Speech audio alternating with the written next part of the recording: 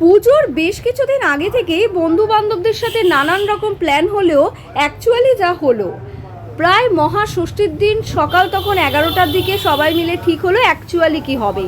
নানান রকম প্ল্যান হচ্ছিল, ক্যান্সেল হচ্ছিল, আবার হচ্ছিল, এই করতে করতে দেখলাম যে আমরা আর সময় নেই। তো মহাষষ্ঠীর দিন আমাদের বেরোনোর প্ল্যান যখন, আর লেট করলে হবে না, সেই মতো আমরা চলে এলাম রাঙ্গালি মলে।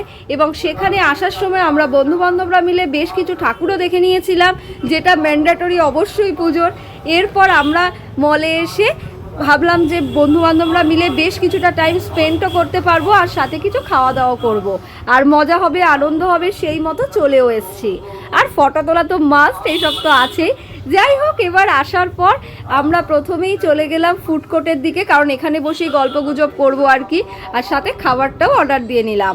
তো আমরা বিভিন্নজন বিভিন্ন রকম খাবার অর্ডার করেছিলাম, তবে আমি যেটা নিয়েছিলাম জাস্ট বেঙ্গলি থেকে পোলাও আর চিকেন কোপ্তা কারি, আর সাথে ওয়াও মোমো থেকে একটা ঠান্ডাজ, এটা গ্রিন অ্যাপেল ফ্লেভারের ছিল। জাস্ট বেঙ্গলি থেকে যে খাবারটা নিয়েছিলাম, মানে যে পোলাও আর চিকেন কোপ্তা কারি আমি তোমাদের সাথে শেয়ার করলাম, যেটা বললাম আর কি, তো এর টেস্ট কিন্তু বেশ ভালো ছিল।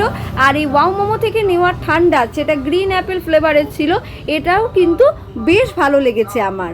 এরপর বন্ধুবান্ধবরা মিলে সুন্দর দিনটা কাটলো।